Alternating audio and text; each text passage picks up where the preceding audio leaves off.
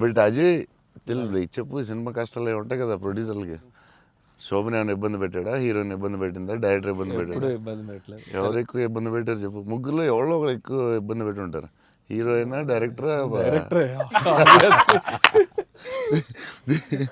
చెన్నైలో రోడ్ల మీద షూటింగ్, అన్ని రియల్ లొకేషన్సే, అసలు ఒక్క సెట్ లేదు, ఏమీ లేదు.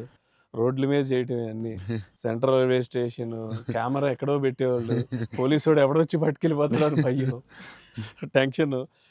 అన్ని ఆ పోలీసులు వస్తే షార్ట్ ఫిలిం చేస్తున్నాం సార్, ప్లీజ్ సార్ అని వాళ్ళు రిక్వెస్ట్ చేసుకుని, చిన్న సినిమా సార్ అని అలా చేసేవాళ్ళం. పాండీ బజార్లో ఆ నైట్ సీన్ ఉంటుంది, ఒక సీన్ నైట్ మనం చేసాం కదా షూట్, అది నైట్.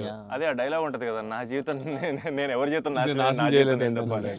అది ఫుల్ ట్రాఫిక్ లో చేసి ఉండాలి, ఫుల్ ట్రాఫిక్, అసలు full traffic. Pondy Bazaar main centre లో పోలీస్ స్టేషన్ కూడా పక్కనే ఉంది.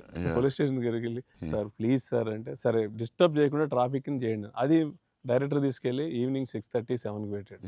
ఫుల్ హెవీ ట్రాఫిక్, అసలు టెన్షన్ అయ్యే వరకు నైట్ 9:30, 10.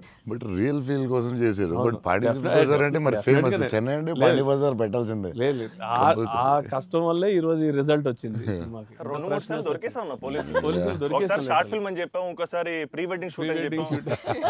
ఇలాంటివన్నీ తప్పించుకున్నవే.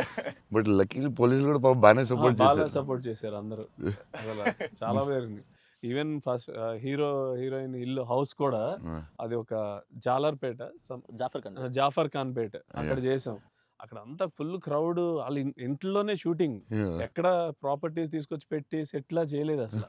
వాళ్ళ ఇంట్లోనే అడగటం, ఆ ఇంట్లోకి వెళ్ళటం, అక్కడ షూట్ చేయటం, మళ్ళీ ఇంకో దాంట్లో చేయటం, అలా. అందుకే ఫీల్